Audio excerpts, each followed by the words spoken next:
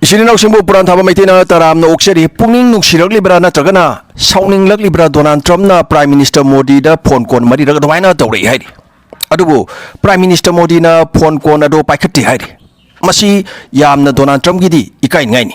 maramdi pawase malem pumba domaina ya yawnare masina ta ise karino Donald Trump gi magun nongo gi hanthari haidi bani pairak na roi khanglabdu da karigi amuk tawraglibano masi ihan hana Germany gi news media Frank Twitter elang mai zaingtung sinok mingai si pa abdikitang khuloi deko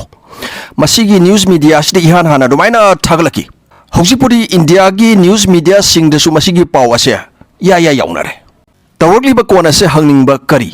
Russia dagi thaw leiba to na trabadi secondary sanction thamjan gani haina wari sanabagi negotiation gi matama domaina pibani Brazil gi president Modi gi Paibok yengbada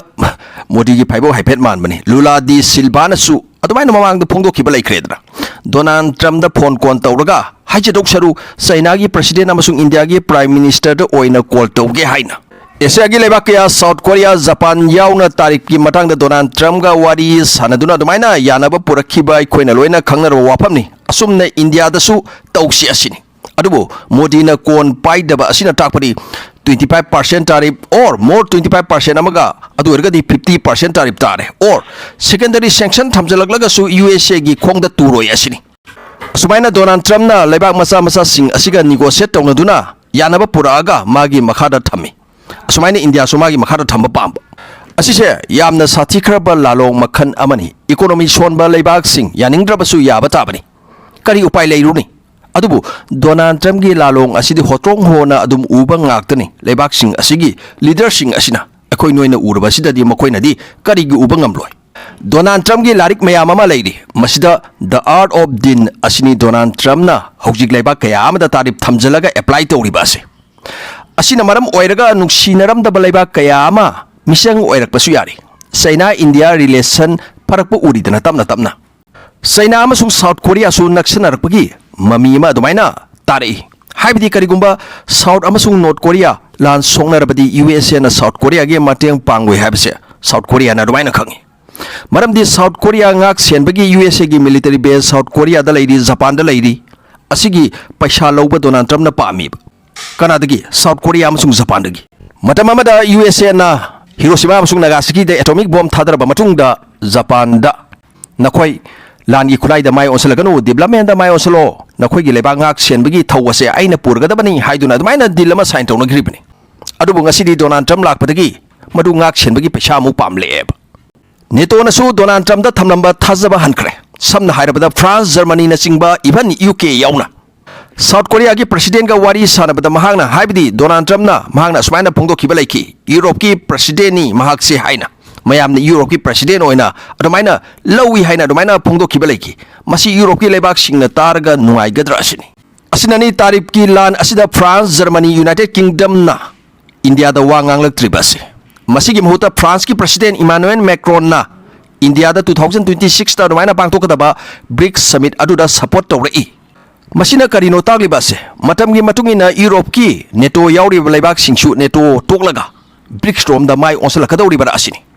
Handaki Alaska da Putin Trump unaba aduda su atai amata yahondi haiba akoina loina khanglaba wapamne maduda Arctic region gi wari su sane haiba ma adumaina haina ragli asumara aran bara haibadudi khangdri adubu dil tawna banate Ukraine gi matangda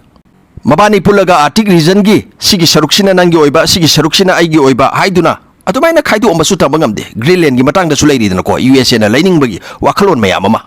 Leader ani se pak una bana tabanina Arctic region da lairiba natural resourcing ase yenthoknarambasu tambangamde even hainari Alaska da lagliba khoi Russia gi president Putin ado daban body oiramba yai haina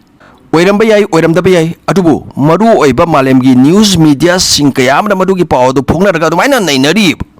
adubu USA gi praja singna Donald Trump na tawriba se yaningi natraga yaningde haiba khangadaba dumaina kuidre 2026 November gi tang 3 da USA gi midterm election lay isininaw singai na susoidna khangbiramgani USA gi president maroina Joe Biden physically han oirapagi mami khara dumaina khoina taba uba phangkhidana ko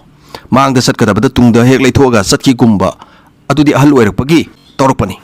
Donald Trump sahi 68 sure aduna kokse bera khara kabagum tawri ꯃꯁꯤꯒꯤ ꯃꯇꯥꯡꯗ ꯆꯩꯅꯔꯛꯄꯁꯨ ꯌꯥꯎꯔꯤ ꯃꯃꯥꯡꯗ ꯑꯁꯨꯝꯅ ꯐꯣꯡꯗꯣꯛꯅꯔꯛꯈꯤꯕꯁꯨ ꯂꯩꯔꯦ ꯑꯗꯨꯕꯨ ꯌꯨꯑꯦꯁꯑꯦꯒꯤ news ꯃꯤꯗꯤꯌꯥꯁꯤꯡꯅꯗꯤ ꯆꯍꯤ 68 ꯁꯨꯔꯕꯁꯨ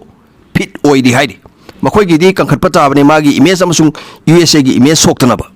ꯃꯁꯤꯗ ꯅꯠꯇꯅ ꯌꯨꯑꯦꯁꯑꯦꯅ ꯁꯥꯎꯠ ꯑꯃꯦꯔꯤꯀꯥ ꯂꯩꯕꯥꯛ ꯚꯦꯅꯦꯖꯨꯋꯦꯂꯥꯗ ꯂꯥꯟꯗꯥꯕ ꯄꯥꯝꯂꯤ ꯌꯨꯑꯦꯁꯑꯦꯒꯤ ꯅꯦꯚꯤ ꯋꯥꯔꯁꯤꯞ ꯑꯍꯨꯝ ꯚꯦꯅꯦꯖꯨꯋꯦꯂꯥꯒꯤ ꯁꯃꯨꯗ꯭ꯔ ꯃꯄꯥꯟꯗ ꯑꯗꯨꯃꯥꯏꯅ ꯍꯣꯟꯖꯟꯈꯤꯕ ꯂꯩꯔꯦ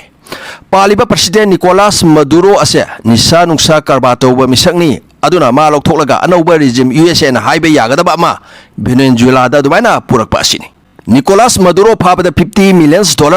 ꯄꯤꯒꯅꯤ ꯍꯥꯏꯅ ꯑꯗꯨꯃꯥꯏꯅ ꯌꯨꯑꯦꯁꯑꯦꯅ ꯂꯥꯎꯊꯣꯛꯈꯤꯕꯁꯨ ꯃꯃꯥꯡꯗ ꯂꯩꯈ꯭ꯔꯦ ꯑꯇꯣꯞꯄ ꯂꯩꯕꯥꯛꯅ ꯌꯥꯗ꯭ꯔꯒꯁꯨ ꯃꯥꯒꯤ ꯂꯩꯕꯥꯛꯀꯤ ꯃꯤꯅꯗꯤ ꯌꯥꯏ ꯊꯕꯛꯇꯣ ꯐꯖꯅ ꯇꯧꯔꯕꯅꯤ나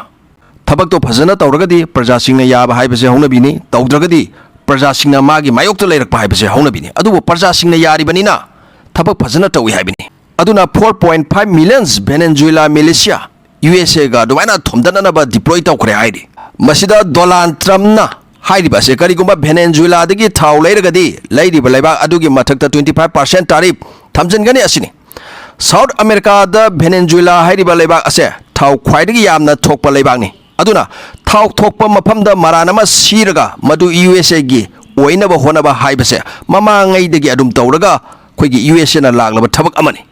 ꯃꯤꯗꯜ ꯏꯁꯇ ꯃꯈꯣꯏꯅ ꯇꯧꯈꯤꯕ ꯑꯃꯁꯨꯡ ꯍꯧꯖꯤꯛ ꯇꯧꯔꯤꯕ ꯑꯩꯈꯣꯏꯅ ꯂꯣꯏꯅ ꯈꯪꯂꯕ ꯋꯥꯐꯝꯅꯤ ꯚꯦꯅꯦꯖꯨꯋꯦꯂꯥ ꯑꯃꯁꯨꯡ ꯌꯨꯑꯦꯁꯑꯦꯒꯤ ꯊꯧꯗꯣꯛ ꯑꯁꯤꯗ ꯆꯩꯅꯥꯅ ꯚꯦꯅꯦꯖꯨꯋꯦꯂꯥꯒꯤ ꯃꯇꯦꯡ ꯄꯥꯡꯕ ꯑꯣꯏꯅ ꯑꯗꯨꯃꯥꯏꯅ ꯋꯥ ꯉꯥꯡꯂꯛꯏ ꯄ꯭ꯔꯁꯤꯗꯦꯟ ꯃꯗꯨꯔꯥꯅ ꯏꯟꯇꯔꯚ꯭ꯌꯨ ꯑꯃꯗ ꯋꯥ ꯉꯥꯡꯕꯗ ꯃꯥꯒꯤ ꯑꯅꯧꯕ ꯁꯦꯟꯐꯣꯟ ꯑꯁꯦ ꯆꯩꯅꯥꯒꯤ ꯄ꯭ꯔꯁꯤꯗꯦꯟꯅ ꯄꯤꯕꯅꯤ ꯃꯗꯨꯔꯣ ꯑꯃꯁꯨꯡ ꯁꯤ ꯖꯤꯟꯄꯤꯡꯒꯤ ꯃꯔꯛꯇ ꯑꯗꯨꯃꯥꯏꯅ ꯋꯥꯔꯤ ꯁꯥꯟꯅꯕ ꯑꯁꯦ ꯁꯦꯇꯦꯂꯥꯏꯠꯀꯤ ꯈꯨꯠꯊꯥꯡꯗ ꯋꯥꯔꯤ ꯁꯥꯟꯅꯩ ꯍꯥꯏꯔꯤ ꯆꯥꯏꯅꯤꯁ ꯄ꯭ꯔꯁꯤꯗꯦꯟ ꯖꯤꯟꯄꯤꯡꯁꯨ ꯆꯍꯤꯗꯤ ꯑꯉꯥꯡ ꯅꯠꯇ꯭ꯔꯦ ꯆꯍꯤ 62 ꯁꯨꯔꯕꯅꯤ ꯏꯟꯗꯤꯌꯥꯒꯤ ꯄ꯭ꯔꯥꯏꯝ ꯃꯤꯅꯤꯁꯇꯔꯅ ꯆꯍꯤ 63 ꯌꯥꯝꯅ ꯍꯟꯅꯕ ꯅꯠꯇꯦꯀꯣ ꯑꯗꯨꯅ ꯍꯟꯗꯛꯀꯤ ꯌꯨꯑꯦꯁꯑꯦꯅ ꯇꯥꯔꯤꯐꯀꯤ ꯂꯥꯟ ꯑꯃ ꯆꯠꯊꯔꯛꯄ ꯑꯁꯤꯒꯤ ꯋꯤꯟꯅꯔ ꯑꯁꯦ ꯀꯅꯥꯅ ꯑꯣꯏꯒꯗꯣꯏꯅꯣ ꯍꯥꯏꯕꯗ ꯆꯩꯅꯥꯅ ꯑꯣꯏꯔꯛꯀꯗꯧꯔꯤ ꯃꯔꯝꯗꯤ ꯏꯟꯗꯤꯌꯥ ꯆꯩꯅꯥ ꯃꯔꯨꯑꯣꯏꯅ ꯑꯅꯤꯁꯤꯅ ꯌꯥꯝꯅ ꯏꯝꯄꯣꯔꯇꯦꯟ ꯑꯣꯏꯔꯤꯕꯁꯦ ꯃꯔꯤ ꯇꯞꯅ ꯇꯞꯅ ꯑꯗꯨꯃꯥꯏꯅ ꯅꯛꯁꯤꯟꯅꯔꯛꯏ ꯁꯥꯎꯠ ꯀꯣꯔꯤꯌꯥ ꯆꯩꯅꯥꯗ ꯃꯥꯏ ꯑꯣꯟꯁꯤꯜꯂꯛꯏ ꯄꯥꯀꯤꯁꯇꯥꯟꯗꯒꯤ ꯍꯦꯟꯗꯣꯔꯛꯇꯨꯅ ꯁꯤꯄꯦꯛ ꯆꯩꯅꯥ ꯄꯥꯀꯤꯁꯇꯥꯟ ꯏꯀꯣꯅꯣꯃꯤꯛ ꯀꯣꯔꯤꯗꯣꯔ ꯑꯐꯒꯥꯅꯤꯁꯇꯥꯟ ꯑꯗꯨꯃꯥꯏꯅ ꯌꯧꯒꯗꯧꯔꯤ ꯃꯗꯨ ꯅꯨꯃꯤꯠ 5ꯅꯤꯃꯨꯛꯀꯤ ꯃꯃꯥꯡꯗ ꯁꯥꯎꯠ ꯆꯩꯅꯥ ꯃꯣꯔꯅꯤꯡ ꯄꯣꯁꯠꯅ ꯑꯗꯨꯃꯥꯏꯅ ꯐꯣꯡꯗꯣꯔꯛꯄꯅꯤ ꯑꯦꯁꯤꯌꯣ ꯁꯃꯤꯠꯇ ꯄꯨꯇꯤꯟ ꯃꯣꯗꯤ ꯍꯦꯚꯤꯋꯦꯠ ꯐꯥꯏꯇꯔꯁꯤꯡ ꯂꯥꯛꯀꯅꯤ ꯍꯥꯏꯅ ꯃꯁꯤꯒꯤꯗꯃꯛꯇ ꯑꯩꯈꯣꯏ ꯁꯦꯝ ꯁꯥꯔꯦ ꯍꯥꯏꯅꯤꯡꯕꯅꯤ ꯑꯦꯁꯤꯌꯣ ꯈꯛ ꯅꯠꯇꯅ ꯕ꯭ꯔꯤꯛꯁ ꯈꯛ ꯅꯠꯇꯅ ꯔꯤꯛ ꯇ꯭ꯔꯣꯏꯀꯥ ꯔꯁꯤꯌꯥ ꯏꯟꯗꯤꯌꯥ ꯇ꯭ꯔꯣꯏꯀꯥꯒꯤ ꯃꯇꯥꯡꯗꯁꯨ ꯂꯤꯗꯔ ꯑꯍꯨꯝ ꯑꯁꯦ ꯀꯔꯤꯒꯨꯝꯕ ꯎꯅꯔꯒꯗꯤ ꯋꯥꯔꯤ ꯁꯥꯟꯅꯕ ꯌꯥꯕ ꯃꯈꯩ ꯁꯥꯟꯅꯈ꯭ꯔꯒꯅꯦꯕ ꯑꯗꯨꯅ RIC Rig Russia India China ꯇ꯭ꯔꯣꯏꯀꯥ ꯇꯨꯝꯂꯒ ꯑꯗꯨꯃꯥꯏꯅ ꯂꯩꯔꯝꯕꯁꯦ ꯂꯤꯗꯔ ꯑꯍꯨꯝ ꯑꯁꯦ ꯀꯔꯤꯒꯨꯝꯕ ꯎꯅꯔꯒꯗꯤ ꯑꯃꯨꯛ ꯍꯤꯡꯒꯠꯂꯛꯄ ꯌꯥꯅ ꯆꯥꯎꯅ ꯂꯩꯔꯤ ꯑꯗꯨꯅ elephant and dragon dance together ꯍꯥꯏꯔꯝꯕꯗꯒꯤ VR ꯌꯥꯎꯁꯜꯂꯛꯂꯒꯗꯤ ꯃꯥꯂꯦꯝꯒꯤ ꯖꯤꯑꯣꯄꯣꯂꯤꯇꯤꯛꯁ ꯑꯁꯦ ꯃꯥꯏꯀꯩ ꯑꯃꯗ ꯑꯗꯨꯃꯥꯏꯅ ꯂꯥꯛꯀꯗꯧꯔꯤ ꯑꯗꯨꯅ ꯌꯨꯑꯦꯁꯑꯦꯒꯤ ꯇꯥꯔꯤꯐ ꯂꯥꯟ ꯑꯁꯤꯗ ꯌꯨꯑꯦꯁꯑꯦ ꯀꯥꯟꯅꯕ ꯐꯪꯕ꯭ꯔꯥ ꯍꯥꯏꯕꯕꯨ ꯆꯩꯅꯥꯅ ꯍꯦꯟꯅ ꯀꯥꯟꯅꯕ ꯑꯗꯨꯃꯥꯏꯅ ꯐꯪꯉꯛꯀꯗꯧꯔꯤꯕ ꯆꯩꯅꯥꯒ ꯌꯥꯅꯔꯝꯗꯕ ꯂꯩꯕꯥꯛꯁꯤꯡ ꯀꯌꯥ ꯑꯃ ꯆꯩꯅꯥꯔꯣꯝꯗ ꯃꯥꯏ ꯑꯗꯨꯃꯥꯏꯅ ꯑꯣꯟꯁꯤꯜꯂꯛꯀꯗꯧꯔꯤꯕ ꯑꯣꯟꯁꯤꯜꯂꯛꯄꯁꯨ ꯍꯧꯔꯛꯑꯦꯕ ꯇꯞꯅ ꯇꯞꯅ ꯑꯁꯤ ꯍꯥꯏꯔꯒ ꯄꯨꯔꯥꯟ ꯊꯕ ꯃꯩꯇꯩꯅ ꯀꯥꯏꯅꯅꯕ ꯌꯥꯊꯪ ꯅꯤꯖꯔꯤ ꯀꯪꯂꯩꯄꯥꯛ ꯏꯃꯥꯅ ꯌꯥꯏꯐꯔꯦ ꯌꯥꯏꯐꯃꯤꯟꯅꯔꯁꯤ ꯄꯤꯁ